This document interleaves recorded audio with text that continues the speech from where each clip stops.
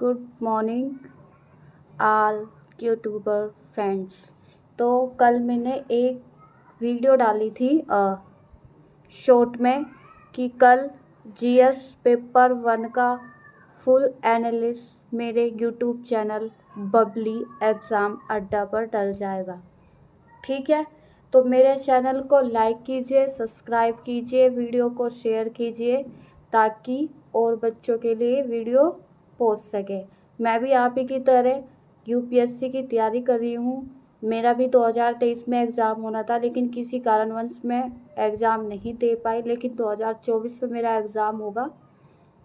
तो आइए class start करते हैं और हाउ टू यूज़ IQIP। ठीक है, हम इस सभी history, geography, society and culture से रिलेटेड ये एग्ज़ाम है जीएस पेपर 1, और इसको हमें करंट से कैसे यूज़ करना है।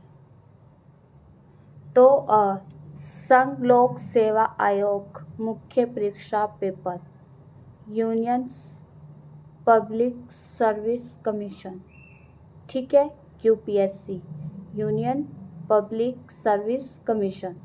ठीक है, ये मैंने DIS से लिया है, यानी कि वेबसाइट से पेपर निकाला है।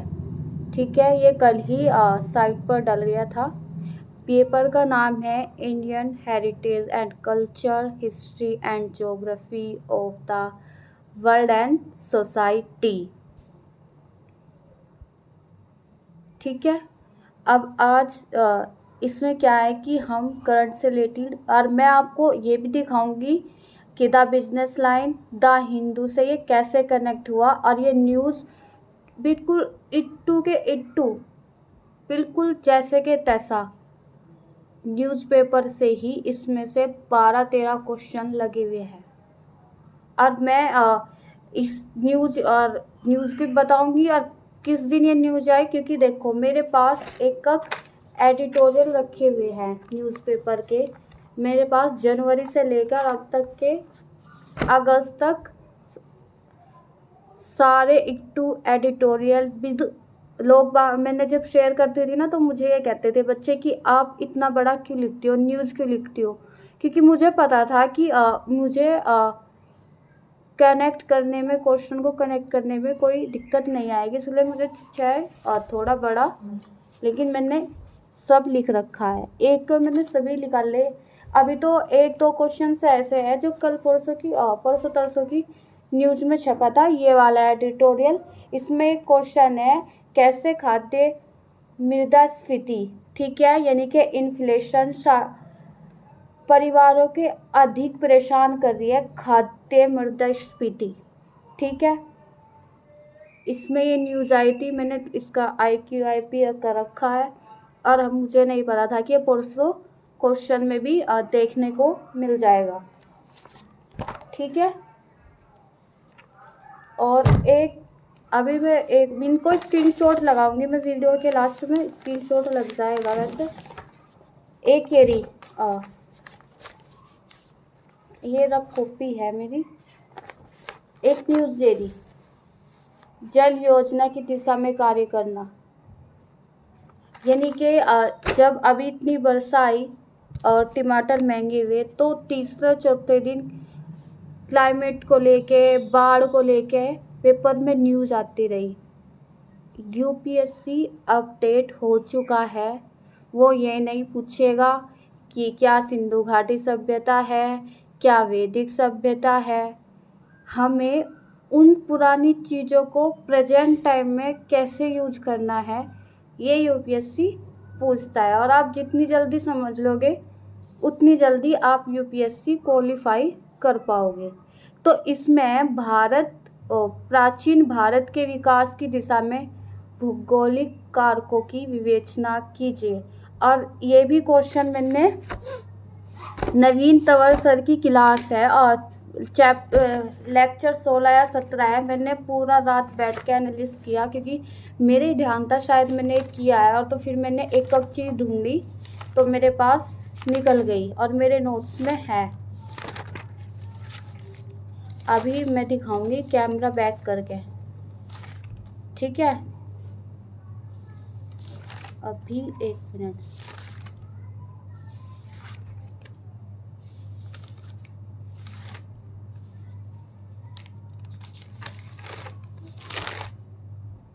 ये देखिए, अभी मैं कैमरा बैक कर लूँ।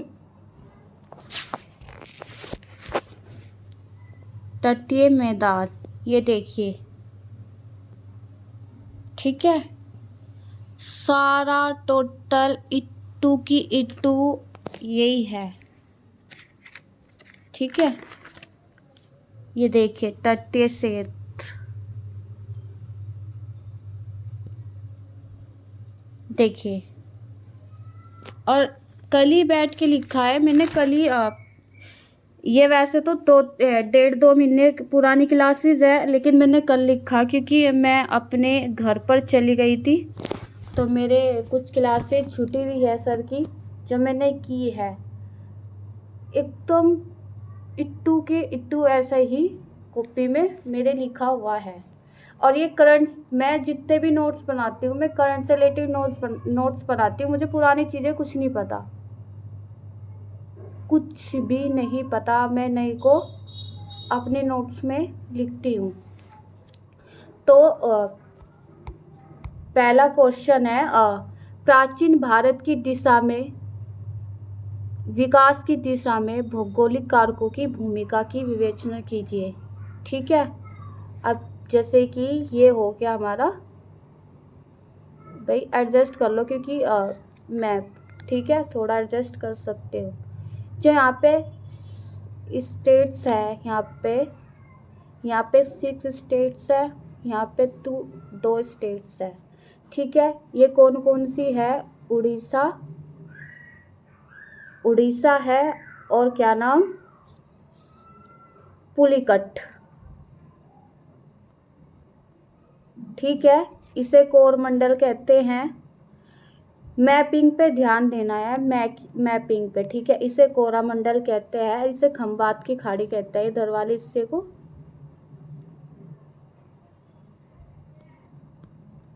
और ये पहला है, सबसे पहले हमें यहाँ पे गुजरात देखने को मिलेगा, फिर मुंबई देखने को मिलेगा, फिर हमें गोवा देखने को मिलेगा, फिर हमें बेंगलुरु देखने को मिलेगा यहाँ पे, और यहाँ पे हमें देखने को मिलेगा तमिलनाडु, इधर साइड में तमिलनाडु, ठीक है। ये हमारे, और इधर हमारा कच्छ हो गया, इधर हमारा काठियावाड़ी हो गया, ठीक है। ये हमारा पूरा मैपिंग को देखेंगे। अब जब हमारी उड़ीसा हो गया और हमारा तमिलनाडु हो गया, ये हमारे पुलिकट हो गया, उधर ही पुलिकट। इधर हमारी ईस्टर्न है, जो हमारी ईस्टर्न एरियाज है, तक कैस्टल प्लेन्स है, हमारे मैदान है। तो जो हमारा ईस्टर्न एरियाज है, उसमें उड़ीसा और क्या नाम, तमिलनाडु, ठीक है। इधर साइड में क्या हो गया हमारा, गुजरात, मुंबई, गोवा, बेंगलोर, कर्नाटका, ठीक है। एक मेरे दिमाग से निकल गया, आप देख ले। इधर का हमारा वेस्टर्न एरियाज होगा। To compare to eastern to western areas in geographical and economical, compare करना है। तो ज्योग्राफिकल क्या हो गया, ज्योग्राफिकल में क्या हो गया कि यहाँ पे गिरनार फॉरेस्ट है, कच्छ के द्वीप, आइसलैंड है, सिंधु नदी अपने अवसाद होते हैं, सेलिमेंट, इंग्लिश में अवसादों को सेलिमेंट बोलते हैं, यानी कि नदियाँ आती है, अपने सेलिमेंट लेके आते हैं, जैसे बालू, पत्थर, शेल वगैरह, और ये सब आकर इकट्ठा करती है और उससे मैदान बनता है, ठीक है। अवसादों को लेकर इस क्षेत्रों में डालना शुरू करती है, ठीक है, जिससे मेनलैंड कनेक्ट होता है। ये हमारा जियोलॉजिकल फैक्टर हो गया, ठीक है। अब है ये हमारी विकास के उसमें, यानी कि अर्थव्यवस्था से भी जोड़ दिया, यानी कि ज्योग्राफी को हिस्ट्री से भी जोड़ा, इकोनॉमिक्स से भी जोड़ दिया, और फिर पॉलिटी से भी जुड़ सकता है। 12 नॉटिकल मील्स होती है ना। ज्योग्राफी हमारा एक ऐसा सब्जेक्ट होता है जो हमारे हिस्ट्री से लेके पॉलिटी और आईआर और क्या नाम, इकोनॉमिक्स, तीनों से जुड़ा होता है। तो विकास के क्षेत्र में इसकी भूमिका क्या है? विकास के क्षेत्र मुंबई एक इकोनॉमिकल कैपिटल है, ठीक है, राजधानी है, इकोनॉमिकल राजधानी है, ठीक है। दिल्ली हमारी केंद्रीय राजधानी है, लेकिन मुंबई हमारी इकोनॉमिकल राजधानी है। फिर उसी के जड़ में गुजरात होगा, फिर उससे ऊपर गुजरात हो गया, यानी कि उत्तर के क्षेत्र में गुजरात हो गया। फिर दक्षिण के क्षेत्र में गोवा, बेंगलोर, कर्नाटका, ये सब देश मुंह से निकल गया, राज्य हो गए, ठीक है। तो ये इनका क्या काम है? ये देखिए, हमें सोना चांदी भंडार जो है, ऑयल गैसेस, नेचुरल, ठीक है, नेचुरल ऑयल हमें मिलता है, नेचुरल गैस मिलती है, रिसोर्सेज है, यानी कि भंडार है। इधर हमें मत्स्य श्रेणी, मतलब फिशिंग ग्राउंड मिल जाएंगे, यानी कि मत्स्य पालन के लिए। फिर इकोलॉजिकल एरिया होगा, बायोडाइवर्सिटी रीजन हो गया। यहाँ पे हमें अलग अलग तरह के पक्षी देखने को मिलते हैं कि हम पालते हैं, उनको घर में लाते हैं, तो वो भी तो एक इधर सबसे ज़्यादा टूरिज्म होता है, यानी कि देखने के लिए जाते हैं, ठीक है। जैसे गुजरात हो गया, कानला हो गया, केरला हो गया, कर्नाटका हो गया, मेरे याद आ गया केरला और कर्नाटका। मुंबई में भी लोग घूमने के लिए जाते हैं। गोवा भी सबसे ज़्यादा टूरिज्म का क्षेत्र गोवा है। तो ऐसे ये हमारे विकास को लेकर और जियोग्राफिकल बहुत महत्वपूर्ण भूमिका निभाता है। इसमें ऐसे ऐसे आप फैक्टर डाल सकते हैं। फिर इसमें इसका एक नुकसान भी है, ज्योग्राफी के पास के जो क्षेत्र है उनके लिए एक नुकसान ये भी है कि आपको क्रीक विवाद याद होगा, जो भारत और पाकिस्तान के बीच है। पानी की धारा यहाँ पे बहती है, छोटी छोटी पानी रिवर को लेके एक विवाद नहीं है, नदी के पानी को लेके, सिंधु नदी के बीच को लेके तो हमेशा विवाद होते हैं। जैसे मुंबई का आतंकवादी हमला हुआ था, आज भी लोगों को याद है। तो ये इसमें इसका बिल्कुल ऐसे ही लिखना था। फिर दूसरा क्वेश्चन पाएंगे हम, महात्मा गांधी और Rabindranath Tagore, this is current news, यानी कि रविंद्रनाथ टैगोर जी की बर्थ एनिवर्सरी 10 मई का एडिटोरियल है। और फिर उसी के बाद है Supreme Court on criteria in conversion and the answer, ठीक है, word of the Mahatma Gandhi, lean the Mahatma Gandhi. दान और धर्मांतरण पर सुप्रीम कोर्ट का जवाब महात्मा गांधी के संबंधों से हो सकता है, यानी कि सुप्रीम कोर्ट महात्मा गांधी के राष्ट्रवाद विचार को रख सकती है। और फिर उसने दोनों न्यूज़ अलग अलग थी, लेकिन उन्हें एक दूसरों को कंपेयर करने के लिए कह दिया कि रविंद्रनाथ टैगोर की शिक्षा नीति को लेके और राष्ट्रवाद महात्मा गांधी को लेके। फिर उसमें करंट का ये भी जोड़ सकते हो आप कि प्रेजेंट टाइम की हमारी शिक्षा नीति, एजुकेशन पॉलिसी, इसका एक एग्जाम्पल रख सकते हो, इसके ये कारण है, इसके ये कारण है, दोनों में कंपेयर कर सकते हो। डेट्स इट का आंसर फिनिश। फिर है, विश्व के विभिन्न देशों में रेल के आगमन से होने वाले सामाजिक आर्थिक प्रभाव को उजागर कीजिए। ये भी करंट की न्यूज़ है। दुबई का सुना है आपने कि दुबई से इंपोर्ट और एक्सपोर्ट दोनों होंगे भारत और दुबई के बीच में। दुबई से भारत के बीच में समुद्र के जरिए एक रेलवे लाइन बिछाई जाएगी, जिससे दुबई से हमारे लिए क्या आएगा, ऑयल आएगा, और भारत से दुबई के लिए पानी की व्यवस्था होगी, ठीक है। और उसमें क्या होगा, टूरिज़्म को भी बढ़ावा मिलेगा, यानी कि भारत से दुबई बहुत लोग जाते हैं और दुबई के बहुत कम लोग ऐसे हैं जो हमारे इधर आते हैं, लेकिन भारत के लोग दुबई बहुत जाते हैं घूमने के लिए। तो टूरिज्म को भी बढ़ावा मिलेगा। और टूरिज्म हमारे भारत किस प्रकार की भूमिका निभाता है अर्थव्यवस्था में, भारत की जीडीपी को बढ़ाने में। यानी कि बाहर के लोग, जैसे कि मैं फॉर एग्जांपल मैं अपने इंडिया का ले लेती हूँ, हमारे देश में मंदिर बहुत ज़्यादा है, विदेशों से लोग आते हैं, इधर उधर से लोग आते हैं, तो हमारे यहाँ मंदिर देखने के लिए आते हैं। जाहिर सी बात है टिकट भी पैसों का आएगा, वे घूमेंगे फिरेंगे, रिक्शा में घूमे फिरेंगे। भाई अपनी गाड़ी तो कोई लेके नहीं आ सकता, अगर आसपास के हो तो लेके भी आए, तो अगर गाड़ी भी लेके आए तो उसका टैक्स कटेगा। अब वो टैक्स किस में जमा होगा? राज्य कोष घाटा में जमा होगा। और जब राज्य कोष से घाटा हमारा फिजिकल डेफिसिट हमारा अच्छा होगा, तो उससे क्या होगा? हमारे भारत की जीडीपी को अच्छा परिणाम मिलेगा। मेरी इंग्लिश हिंदी थोड़ी वीक है, तो मैं इंग्लिश में तैयारी कर रही हूँ, तो थोड़ा मुझे ऐसी आदत हो गई है। तो हमारी जो पहला फ़ायदा होगा। फिर दूसरा फ़ायदा क्या है? जो बाहर के लोग आते हैं वे हमारे मंदिर घूमते हैं, हमारी गुड्स सर्विस लेते हैं। अब जो हमारी गुड्स यानी कि वस्तु, अगर गुड हो गया तो अच्छा हो गया, अगर गुड के आगे एस लगा दे तो गुड्स हो गया यानी कि वस्तु। तो अगर हम उसको जोड़ेंगे, वे सामान खरीदेंगे, तो उससे किसको फ़ायदा होगा? भारत को फ़ायदा होगा कि नहीं होगा?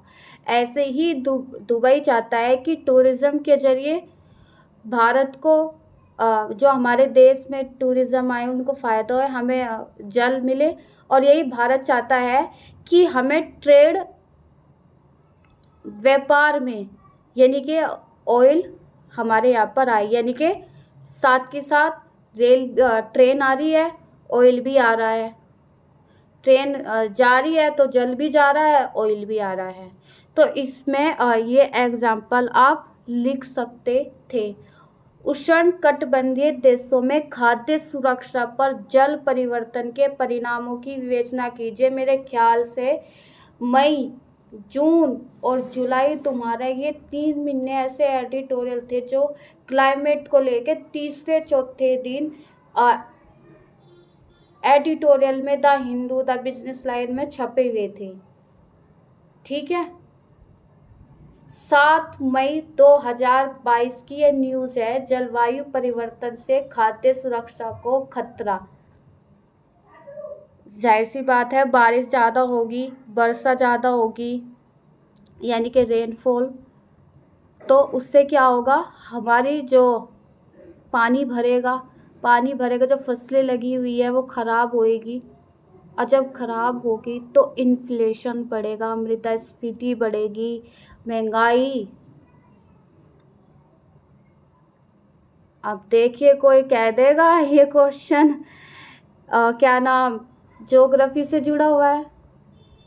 इकोनॉमिक्स में भी ये क्वेश्चन अभी तो कहानी बाकी है, आज पॉलिटिको हो जाएगा, फिर इकोनॉमिक्स का पेपर होगा, फिर तुम्हारा इथिक्स का पेपर होगा। और एकदम ध्यान रखना कि तुम पहचान नहीं पाओगे कि ये हिस्ट्री का क्वेश्चन है या ज्योग्राफी का या पॉलिटी का।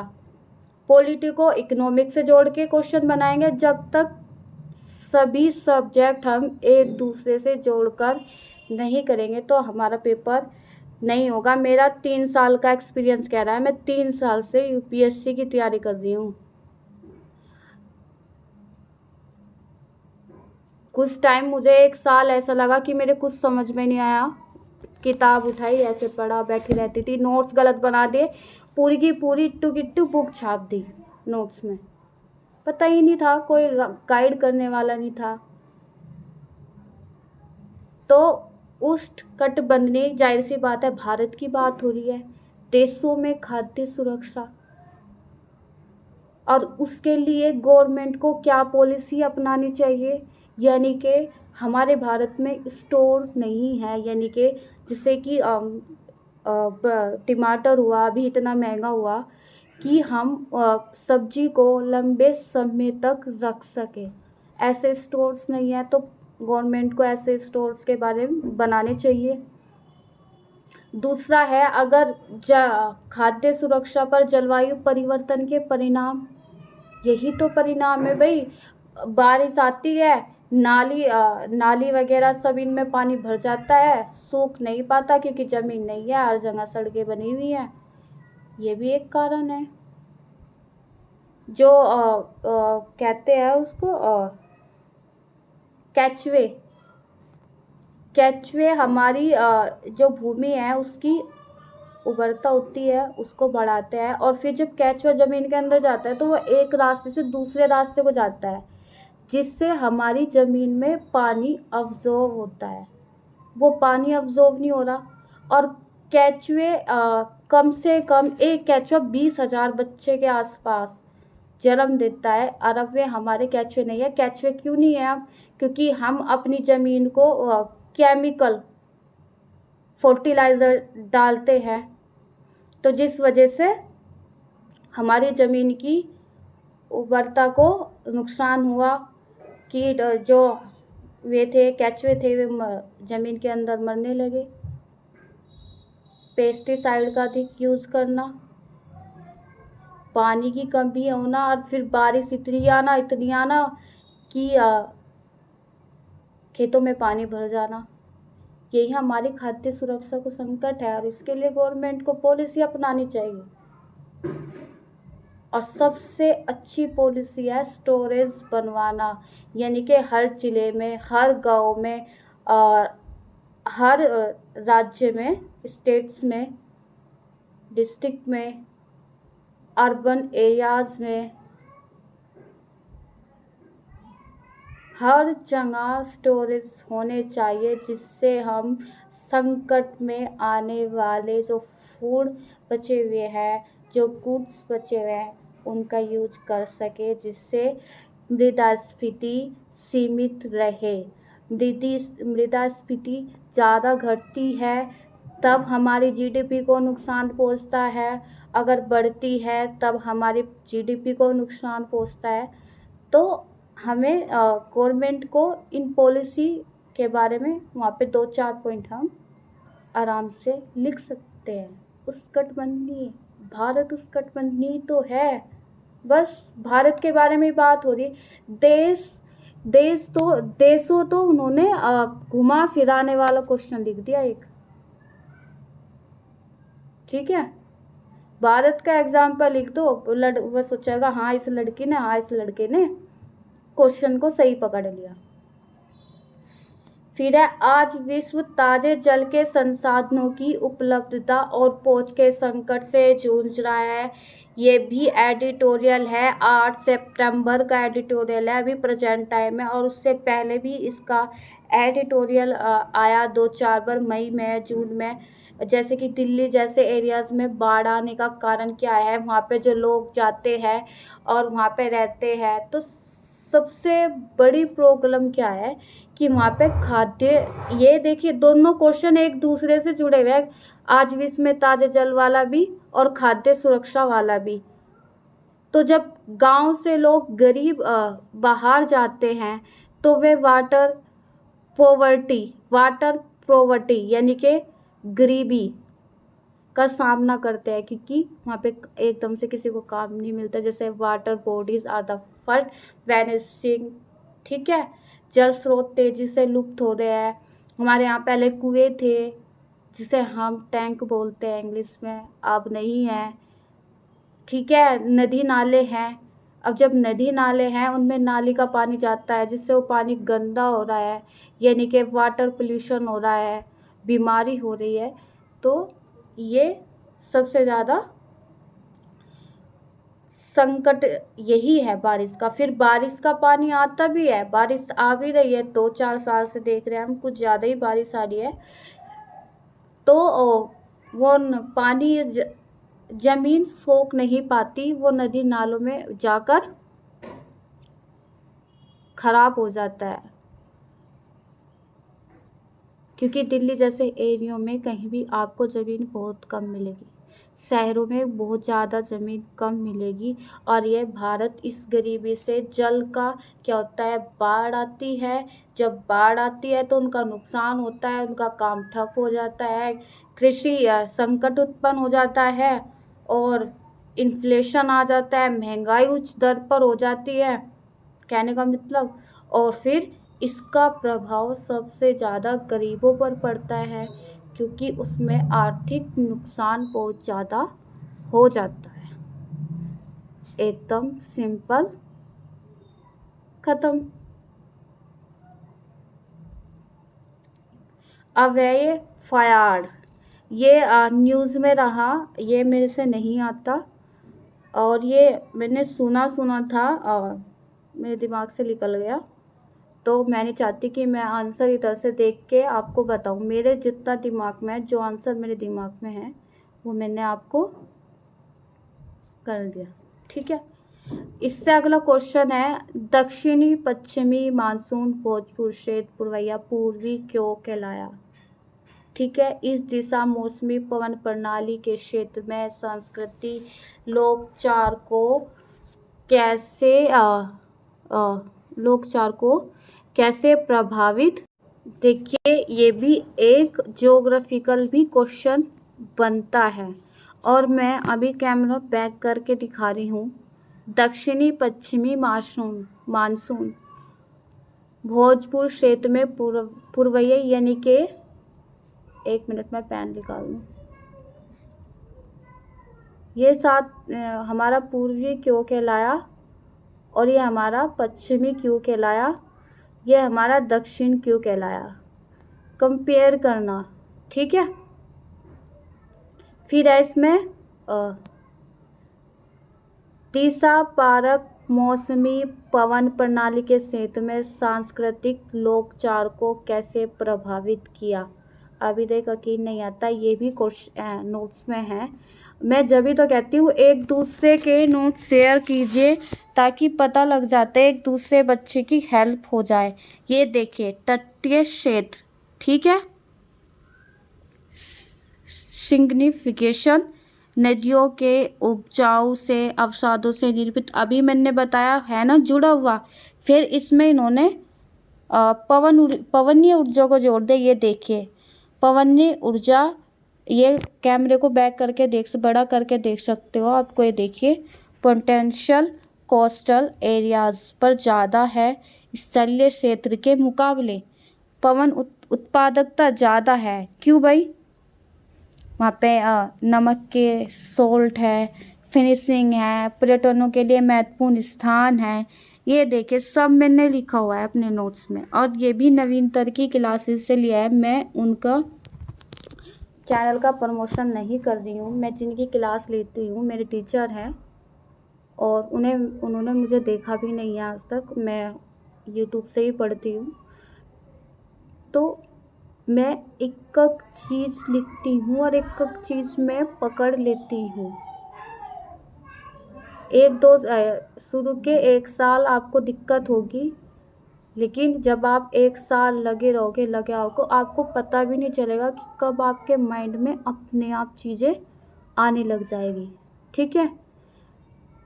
रट्टा नहीं मारना है। फिर है, क्या आप सोचते हैं आधुनिक भारत में विवाह एक संस्कार के रूप में अपना मूल्य खो देता है? बताइए, क्वेश्चन कितना आसान है, जानते हैं। सुप्रीम कोर्ट शाइन बनाम यूनियन ऑफ इंडिया सितंबर 2018 का केस है, जिसमें ऐतिहासिक फैसले पर अत्याचार को आपराधिक श्रेणी से हटाया था। यानी कि महिला पुरुष के बीच में जो फिजिकल रिलेशन होते हैं, जो अपना पर्सनली शादीशुदा, अभी तो सबको पता है, उनके बीच में जो रिलेशन होते हैं कहीं वो हिंसात्मक तो नहीं है। इनके फिजिकल रिलेशन, सेक्सुअली अडल्ट, कुछ भी मान सकते हैं, वो एक हिंसात्मक है या नहीं।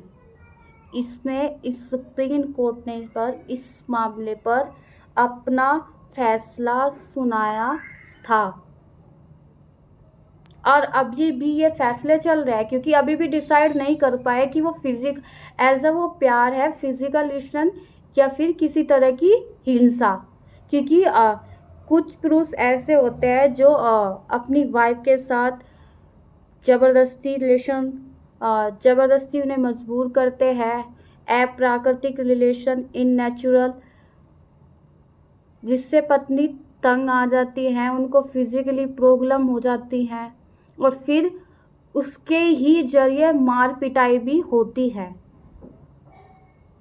और एक बार ये केस नोट कर लेना, साइन बनाम यूनियन ऑफ इंडियन, इसमें क्वेश्चन दिया हुआ है, और अभी इसकी आईपीसी धारा पूछ लेगा प्रीलिम्स में, लिख के देती हूँ मैं, लिख लेना। आने वाले 2024 में जो बच्चे प्रीलिम्स का एग्ज़ाम देंगे, ठीक है। इसमें ऐतिहासिक भी चीज़ें आप जोड़ सकते हो, जैसे राजा राम मनोहर राय थे, ठीक है, फ्रीडम फाइटर, बहुत सारे फ्रीडम और फाइटर हुए, ठीक है। सती प्रथा को रोक लगाया इसने यूज कर दिया। वेदों को न्यू एक्सप्लेनेशन किया, यानी कि नए तरीके से वेदों को एक्सप्लेनेशन किया, एक व्यवहारिक तौर पर, एक प्रथा के तौर पर। इससे आप एग्जाम्पल बड़े आराम से लिख सकते थे। और इसका एक का क्वेश्चन, यानी कि 20 वीडियो बनेगी, एक क्वेश्चन पर एक वीडियो, यानी कि 20 क्वेश्चन आए तो 20 के 20 क्वेश्चन आपको मेरी शॉर्ट वीडियो में आंसर मिलेंगे, क्योंकि इतना टाइम नहीं है कि मैं आपको लिखूं और दिखाऊं। मैं खुद लिखूंगी, इसको स्क्रीनशॉट फ़ोटो लेके मोबाइल के ज़रिए मेरी यूट्यूब वीडियो पर आपको एक का क्वेश्चन मिल जाएगा कि आंसर कैसे लिखते हैं, यानी कि आंसर की बॉडी क्या होती है, भूमिका क्या होती है, फिर उसके फैक्टर्स लिखने हैं, फिर उसका निष्कर्ष भी लिखना है, फिर अपने विचार भी लिखने हैं, ठीक है। फिर है इसमें अपना संस्कार के रूप में मूल्य खो चुका है, यानी कि पहले हमारे यहाँ शादी समझौता नहीं होती थी, ठीक है। अब हमारे यहाँ शादी समझौता हो चुकी है, यानी कि लड़का अच्छे से काम करता है तो लड़की की शादी कर दी जाती है, और नहीं करती। और वही लड़की अगर अच्छे घर से होती है तो उसकी अच्छे घर में शादी हो जाएगी, ये तो बात कंफर्म है। लेकिन अगर गरीब घर की लड़की की शादी एक मिडिल क्लास फैमिली में हो जाती है, यानी कि लोअर मिडिल क्लास से एक मिडिल क्लास में शादी हो जाती है ना, तो उसे प्रताड़ित किया जाता है दहेज द्वारा, कंपेयर टू अमीर फैमिली से। अमीर फैमिली दहेज के लिए बहुत कम केसेस ऐसे होते हैं जितने मिडिल क्लास वाले की परेशान करते हैं दहेज प्रथा को लेकर। ये भी एक सर्वे है, यहाँ से भी आप आंसर शुरू कर सकते थे। और साइमन बनाम यूनियन ऑफ इंडिया जो 18 सितंबर का केस है, उसमें ऐतिहासिक फैसला जो लिया गया, उससे भी आप शुरू कर सकते थे। राजा राम मनोहर राय थे, ठीक है, उन्होंने वेदों के द्वारा शादी को, विवाह को की नीतियां बनाई थी, सती प्रथा पर रोक लगाई थी, पर्दा प्रथा पर रोक लगाई थी, जबकि आज भी हमारे देश में प्रचलित है। आज भी पढ़ी लिखी महिलाएं घूंघट पर्दा निकालती है, आज भी, यानी कि पर्दा घूंघट आज भी निकालती है। अभी भी हमारी जो पुरानी चीज़ें हैं वो नहीं गई। That's it answer. जरूरी नहीं है 150 शब्दों में लिखना है। फिर है, बच्चे को दुलारने की जगह अब मोबाइल फ़ोन ने ले ली है। बच्चों के सामाजिकरण पर इसके प्रभाव की चर्चा कीजिए, यानी कि जहां माँ थी अब बच्चे के हाथ में मोबाइल आ गया है। और जब बच्चे के हाथ में मोबाइल आ गया है तो बच्चा मोबाइल देखेगा तो खाना खाएगा। वो एक जगह ही पूरे दिन उसे बिठा के रखो, वो मोबाइल देखता रहेगा। और उसका सामाजिकरण पर प्रभाव क्या पड़ा, यानी कि माँ, आजकल जो माएँ होती है, जाहिर सी बात है वो बाहर भी काम काज करती है, घर का काम भी करते हैं, 24 घंटे बच्चों की देखभाल नहीं कर पाती, जिससे वो बच्चों को खिलाने के लिए, बच्चों को समझाने के लिए मोबाइल फ़ोन दे देती है, जिससे बच्चा उस मोबाइल फ़ोन में भूखा प्यासा जो भी है वो पूरा दिन लगे रहेगा, मतलब पूरा दिन उस मोबाइल से खेलता रहेगा। तो इसी क्वेश्चन में यही है कि बच्चों को दुलारने वाली, यानी कि बच्चों को दुलारने वाली माँ की जगह अब मोबाइल फ़ोन ने ले ली है, और इसका बच्चे पर सामाजिकरण पर क्या प्रभाव पड़ेगा। जब बच्चा मोबाइल में वीडियो देखेगा, जाहिर सी बात है कि कुछ वीडियो अच्छी आएगी तो कुछ वीडियो बुरी आएगी, फॉर एग्ज़ाम्पल। और फिर उसमें से जो बेकार वाहियात वीडियो आती है, सेक्सुअली अब्यूजिंग की वीडियो आती है, या फिर एब्यूजिंग यानी गाली गलौज की वीडियो आती है, कुछ अडल्ट वीडियो आ जाती है, जिससे बच्चा देखता है। और ख़ासकर जब बच्चा 9 से 14 साल के बीच में होता है, तब उसके मन का पूरी तरह से विकास हो जाता है, यानी कि वो अच्छे और बुरे का फ़र्क उसे समझ में आ जाता है, और यहीं से वो वीडियो देखता है तब। तो उससे क्या होता है, जब ये बुरी बेकार वीडियो आ जाती है, तो बच्चों को पता है कि ये वीडियो गलत है। छोटे बच्चे के कंपेयर से समझने की कोशिश कीजिएगा क्वेश्चन को। जब वो वीडियो देखता है तो वो उसे पता है कि बच्चे को ये वीडियो गलत है, और जब बच्चे को वीडियो गलत है तो वो छुप के उन वीडियो को देखने लग जाता है, और जिससे उसके मन पर एक गलत प्रभाव पड़ता है, और वे यही बातें सोचने लग जाता है। और कहते हैं कि अच्छी चीज़ों से ज़्यादा गलत चीज़ें हमारे दिमाग पर अधिक प्रभाव डालती हैं। तो जैसे वो अडल्ट मूवी देखेगा, सेक्सुअली अब्यूजिंग वाली वीडियो देखेगा, तो ऐसे ही तो वो करेगा। और जब वो ऐसा करेगा तो हमारे देश की जो लड़का है या लड़की है, और लड़का खासकर, वो अपनी आसपास के मोहल्ले पड़ोस की लड़कियों के बारे में, स्कूल की लड़कियों के बारे में गलत सोचने लगेगा। मतलब रिलेशनशिप, वो चल नहीं रहा आजकल, लिव इन रिलेशनशिप कहाँ से आता है। ये 9 से 14 साल के बच्चे को पता लग गया है कि लिव इन रिलेशनशिप क्या है, फिजिकल रिलेशनशिप क्या है, लव रिलेशनशिप क्या है। कहाँ से पता लगा? मोबाइल से ना। माँ तो ये सब नहीं बताती, बच्चे, माँ बाप कभी अपने बच्चों को ये सब नहीं समझाते, नहीं सिखाते हैं, नहीं उनके दोस्त बन पाते हैं, जिससे वो गलत चीज़ों को चुपके से देखने लग जाता है और फिर वही चीज़ें करने लग जाता है। और जब वही चीज़ें वो करने लग जाता है तो उसका समाज पर नेगेटिव इम्पैक्ट ज़रूर पड़ेगा, और उसके शारीरिक प्रभाव भी है, क्योंकि उसे खाना टाइम पे नहीं खाएगा, वीडियो देखना, तो घूमना फिरना, ये सब खेलेगा कूदेगा नहीं तो बढ़ेगा कैसे। वो वाले हमारे बुजुर्ग कहते थे। तो मोबाइल एक ऐसी बात नहीं है कि अच्छा नहीं है, बुरा भी है, अच्छा भी है।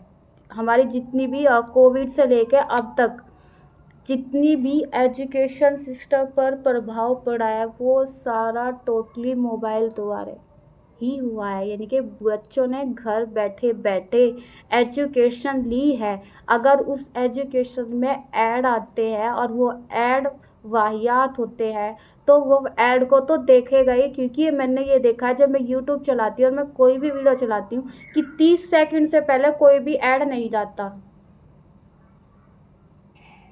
डेट्स इट, यही आंसर, यही क्वेश्चन। अब ये आंसर आया, मतलब चाइना ने एक पॉलिसी निकाली थी इसी के ऊपर। द हिंदू में न्यूज़ आई थी, China plans to limited child smartphone time in 2 hours। यानी कि ज़्यादातर बच्चे होते हैं वो अपना टाइम फ़ोन की स्क्रीन पर गुजारते हैं। यानी कि आप अपना आंसर इससे शुरू कर सकते थे कि चाइना द्वारा बच्चों को फ़ोन की लिमिटेशन 2 घंटे कर दी जाए। इस तरह से इंग्लिश में लिख सकते थे, China plans to limited children smartphone time in 2 hours. और ये एक ऐसे आया था 2021 में, याद होगा, शिशु को खिलाने वाले हाथ संसार की भाग दौड़ में होते हैं। यानी कि शिशु को खिलाने वाले हाथ अब संसार की भाग दौड़ में होती है। इनकी माँ, जो हमारी हाउसवाइफ एक माँ है, वो बाहर जाकर काम करती है। तो ये ऐसे आया था 2021 में। देखिए 2021 में ऐसे के रूप में आया। और यही क्वेश्चन, लैंग्वेज अलग हो सकती है, लिखना वही है, क्वेश्चन का मतलब वही है। और ये द हिंदू की न्यूज़ है। तो China plans the limited children is the smartphone time in 2 hours. मेरे याद है, ठीक है। अब नेक्स्ट क्वेश्चन पर आ जाएंगे। भारत समाज में नवयुवतियों ने आत्महत्या क्यों बढ़ रही है? अब इसमें नवयुवतियाँ कौन हुए भाई? वही 16 से लेके 21-22 साल की लड़कियां होती है जिनकी शादी हो जाती है। आज भी हमारे समाज में ऐसे कुछ लोग हैं जिनकी शादी बाल विवाह के रूप में होती है, खासकर लड़कियों के लिए। गांव के जो लोग होते हैं विलेजेस में, तो वहाँ पे मैंने कुछ केसेस ऐसे, मेरी शादी खुद 19 साल की एज में हुई है। तो वहाँ पे एक स्टडी में पता लगा, टू स्टडी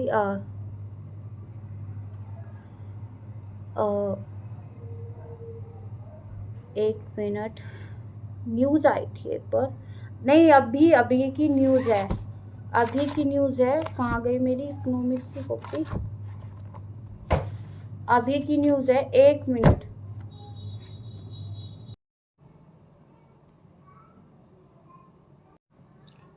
देखिए क्वेश्चन ये है, मैंने सॉरी बच्चे को दुलारने वाला क्वेश्चन 9वां छूट गया था, 9th। भारतीय समाज में नव युवतियों में आत्महत्या क्यों बढ़ रही है? अब ये आत्महत्या करने वाली नवयुवतियाँ कौन होती हैं? ठीक है, इस क्वेश्चन को और अभी 28 सितंबर की करंट में न्यूज़ में आया है। और मैं इसका अभी आपको दिखाती हूँ कैमरे पर ही। इसमें बस लैंग्वेज का फ़र्क है। इसमें house wife make up over 50% of Indian female societies. Bharat की महिलाएं आत्महत्या में 50% से अधिक गृहिणियां हैं। नव युवतियाँ कौन है भाई? यही तो है जो 16 साल से लेके 14 साल की 16 साल से लेके 21-22 साल की लड़कियां, यही तो नव युवतियाँ हैं। अब इनकी शादी हो जाती है, जल्दी शादी हो जाती है, तो क्या होता है, दहेज प्रताड़ना, जिससे वो सुसाइड अटेम्प्ट कर लेती हैं। अभी रुकिए, मैं कहती हूँ इस वीडियो को शेयर कीजिएगा और मेरे जितने भी शॉर्ट वीडियो है ना, उसका स्क्रीनशॉट लेकर आप अपने क्वेश्चन से कंपेयर करना कि हाँ, how to use IQIP totally Sunil sir Adda 24 classes. The Hindu की क्लासेज होती है, वो करंट की क्लासेस नहीं है, वो द हिंदू की क्लासेज है कि कैसे हम अपने क्वेश्चन को निकालते हैं। कम से कम 12 क्वेश्चन उनकी क्लासेस से मैंने देखे हैं और उनकी शाम को 6 बजे के आसपास क्लास होती है। और ये मैं आपको पहले दिखा रही हूँ कि 11 तारीख का, ये 11 सितंबर है।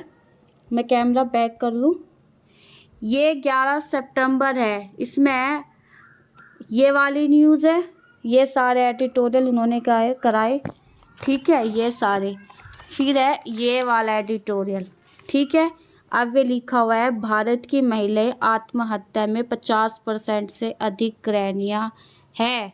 अब ये देखिए, बस थोड़ी क्या है, कामकाज और घर की संभाल क्या भारतीय कामकाजी महिला के लिए एक न्यायोचित बर्ताव कर रही है? ये देखिए,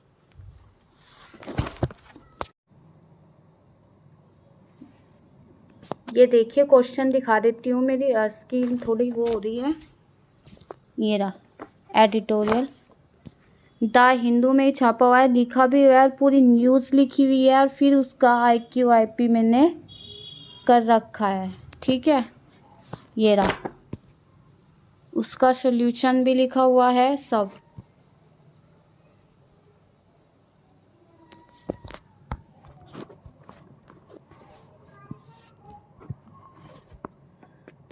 अब नवयुवतियाँ आत्महत्या क्यों कर रही है? क्योंकि उनके मेंटली, उनके फिजिकली टॉर्चर किया जाता है, जिससे वो सुसाइड अटेम्प्ट कर लेती है।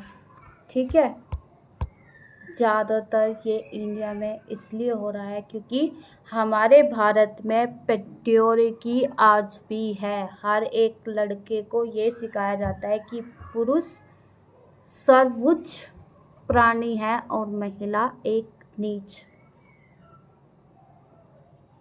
जिससे दहेज प्रथा के रूप में कभी प्रताड़ित किया जाता है, कभी किसी को बच्चे ना हो इसलिए प्रताड़ित किया जाता है, किसी की फैमिली गरीब हो तब उसे अपने लॉज द्वारा प्रताड़ित किया जाता है, पति के द्वारा हिंसा की जाती है, मार पिटाई की जाती है, डोमेस्टिक वायलेंस जिसे कहते हैं।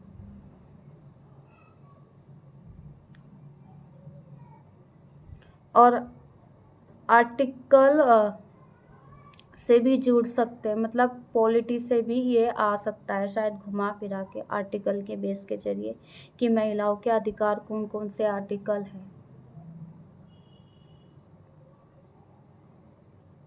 ठीक है, फिर उसके लिए सॉल्यूशन क्या है? घर पे सरकार को ऐसी पॉलिसी बनानी चाहिए कि महिलाओं को घर पर बैठे काम मिल सके। गृहिणियों को कौशल योजना के तहत घरेलू हिंसा के खिलाफ प्रेरित एक संगठन बनाना चाहिए, यानी कि एक ऑर्गेनाइजेशन बनानी चाहिए जिससे महिला को शिक्षा दी जा सके कि ये डोमेस्टिक वायलेंस है, इसका विरोध किया जा सके। फिर समय पर अत्याचार के खिलाफ आवाज़ एक महिला को उठानी चाहिए, समय पर ही नीति द्वारा कानूनी मदद भी लेनी चाहिए और महिला को आत्मनिर्भर भी बनना चाहिए। और फर्स्टली सबसे पहले तो एक शिक्षा, यानी कि हमें एजुकेटेड होना चाहिए। लोअर इनकम वाले परिवार में मैंने भी बताया था कि अधिक हिंसा और कम स्वतंत्रता का भी अनुभव है, यानी कि जो लो और मिडिल क्लास वाले फैमिली होते हैं वे अपनी बहू बेटियों को बाहर नहीं जाने दिया जाता, उन्हें काम करने नहीं दिया जाता, उन्हें घूंघट पल्ले में रखा जाता है। तो क्या ये एक डोमेस्टिक वायलेंस नहीं है, एक फिजिकली प्रताड़ना नहीं है, शारीरिक प्रताड़ना? यही तो क्वेश्चन है, यही तो यूपीएससी आपसे चाहता है। देखिए द हिंदू के इसमें मिल गया, इसमें सॉल्यूशन भी लिख रखा है। बात यह है कि जिसने एडिटोरियल लिखा है उसने सॉल्यूशन भी लिखा हुआ है। और लोअर मिडिल क्लास यानी कि कम आय वाले परिवार में जो अधिक हिंसा होती है, कम स्वतंत्रता होती है, दहेज प्रथा होती है, यही सुसाइड का मुख्य कारण है। खत्म। बच्चों को दुलारने वाले मोबाइल फ़ोन ने ले ली, ये भी मैंने क्वेश्चन करा दिया है। वैदिक समाज और धर्म की मुख्य विशेषताएं क्या है? क्या सोचते हैं कि कुछ विशेषताएं भारतीय समाज में आज भी प्रचलित है भाई, क्यों नहीं प्रचलित है? शादी ब्याह ये सब प्रचलित ही तो है। सल्तनत काल के दौरान किए गए बड़े तकनीकी बदलाव, ये भी तो क्या है तकनीकी बदलाव? मस्जिदें, गुंबदें द्वारा जो मंदिर का स्ट्रक्चर बदला, घरों का स्ट्रक्चर बदला, खाने पीने के बर्तन, पहनावा, घूंघट प्रथा, ये सब मुगलों से ही तो आई है। सती प्रथा, ये सब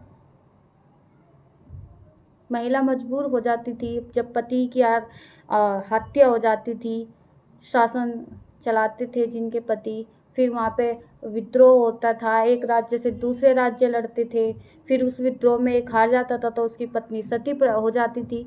तो वैदिक समाज से ही तो जुड़ी हुई है, फिर सल्तनत काल में भी आई है।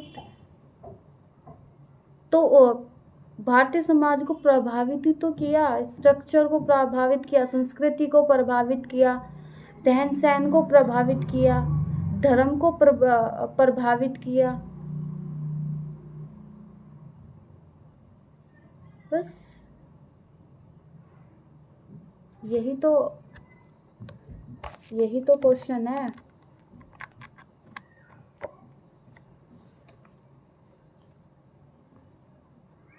फिर है क्वेश्चन नंबर 13, भारत में उपनिवेशिक शासन में आदिवासियों को प्रभावित किया और उपनिवेशिक उत्पीड़ना के प्रति आदिवासी प्रतिक्रिया क्या थी? मणिपुर हिंसा कब से शुरू हुई?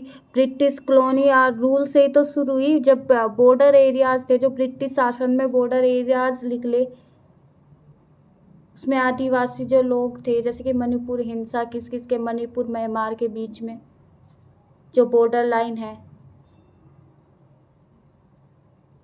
उपनिवेशिक शासन, ब्रिटिश शासन, आदिवासी, करंट न्यूज डाल सकते थे आप, एफएम फ्री मूवमेंट, रिज्म, जनजाति आंदोलन, उसमें करंट की न्यूज है। मणिपुर हिंसा का एक एग्जाम्पल दे सकते थे कि नहीं दे सकते थे? फिर आप भारत की लंबी तटरेखीय संसाधन क्षमताओं पर टिप्पणी कीजिए। आप क्वेश्चन नंबर 1 आइए। प्राचीन भारत में विकास की दिशा में भौगोलिक कारकों की, इसमें कारक लिखने हैं, और तटीय रेखा, यही तो तटीय रेखा होती है हमारी। ये मुंबई, गुजरात, उड़ीसा, उड़ीसा इधर हो गया, तमिलनाडु इधर हो गया, पुलिकट्टनम इधर हो गया, ये इधर म्यांमार हो गया, वो म्यांमार कह रही हूँ, सॉरी, एक बार फिर से बना लूँ मैं। ये हमारा ये हो गया, ये तो हमारा कच्छ हो गया, ठीक है,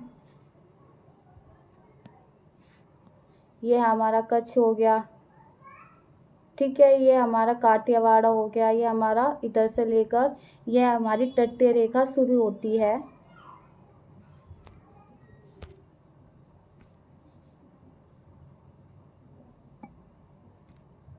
इधर से हमारी तटीय रेखा शुरू होती है, यहाँ से, जब ये ऐसे नक्शा करके बनता है ऐसे, ये हमारे यहाँ से तटीय रेखा शुरू होती है यहाँ तक, ये हमारी इधर हमारी तटीय रेखा। Simple question. मानव के विकास में आर्थिक विकास के लिए कदम तल करने में विफल क्यों रहा? ये भी करंट से रिलेटेड है। हालांकि ये न्यूज़ 12 सितंबर 2022 में है, नवीनतम मानव विकास रिपोर्ट से जुड़ा हुआ नहीं है। फिर इसके 4 पिलर्स है, ठीक है। 1960 के दशक में शुद्ध खाद्य आतंक में से भारत विश्व का एक शुद्ध खाद्य निर्यातक के रूप में उभरा। 1960, हंसी वाला क्वेश्चन है भाई। एक्सपोर्ट इंपोर्ट जुड़ गया ना, हिस्ट्री का क्वेश्चन इकोनॉमिक्स से, ठीक है। शुद्ध खाद्य के रूप में उभरा। फिर है क्या भारतीय महानगरों में शहरीकरण गरीबों को अधिक पृथक्करण है, ये हाशिए पर ले जा रहा है। ये भी तो एग्जाम है कि गांव के लोग खाद्य सुरक्षा में जो एग्जाम्पल दिया, ये एग्जाम्पल थोड़ा बदल कर इसमें भी लिखा जा सकता था। महानगरों में जाकर गरीब लोग बस जाते हैं, फिर वहाँ पे जाकर बसते हैं तो मेहनत मजदूरी करते हैं। जिस तरह गांव का लोग एक बार को गांव में एडजस्ट कर लेता है, शहर में आके एडजस्ट नहीं कर पाता। ये सब हमारे सामने एरियाज है, उन्हीं के तो बारे में पूछा हुआ है। हमारे साथ जो घटना हो रही है, घटित घटना, यही तो है सब। फिर है, क्या भारत में जातीय अस्मिता, गतिशीलता और स्थिर दोनों क्यों है? लिख सकते थे कि नहीं? मणिपुर जातीय अस्मिता, धर्म को लेके बंधुत्व, भारत में बंधुत्व, संविधान में निहित विचार किस प्रकार भिन्न है, केस के ऊपर, जातीय मतभेद के ऊपर, खतरा। ठीक है, ख़त्म हुआ। कुछ संविधान ने ख़त्म कर दिया और कुछ कानूनी अपराधों ने ख़त्म कर दिया। मणिपुर हिंसा का एग्जाम्पल लिख सकते थे। फिर है जनजातीयता, पहचान और सांप्रदायिकता पर उत्तर उदारवाद अर्थव्यवस्थाओं पर प्रभाव की विवेचना कीजिए। संप्रदाय झगड़े होंगे, नुकसान होगा अर्थव्यवस्था, फिर अर्थव्यवस्था को नुकसान होगा, फिर जीडीपी में गिरावट आएगी कि नहीं आएगी। बस ये पूरा इस पेपर का एनालिसिस था। तो कृपया वीडियो को शेयर कीजिए, लाइक कीजिए, चैनल को सब्सक्राइब कीजिए और प्लीज़ वीडियो शेयर ज़रूर कीजिएगा। बहुत मेहनत लगी है इस वीडियो को बनाने में। तो मैं अब इजाज़त लूँगी। तो प्लीज़ बबली एग्ज़ाम अड्डा मेरा यूट्यूब चैनल है, प्लीज़ शेयर कीजिए और उन बच्चों को शेयर कीजिए। मैं नहीं कहती किसी, जो बच्चे तैयारी कर रहे हैं, जो 2024, 25, 27 और 28 में एग्ज़ाम देंगे। धन्यवाद।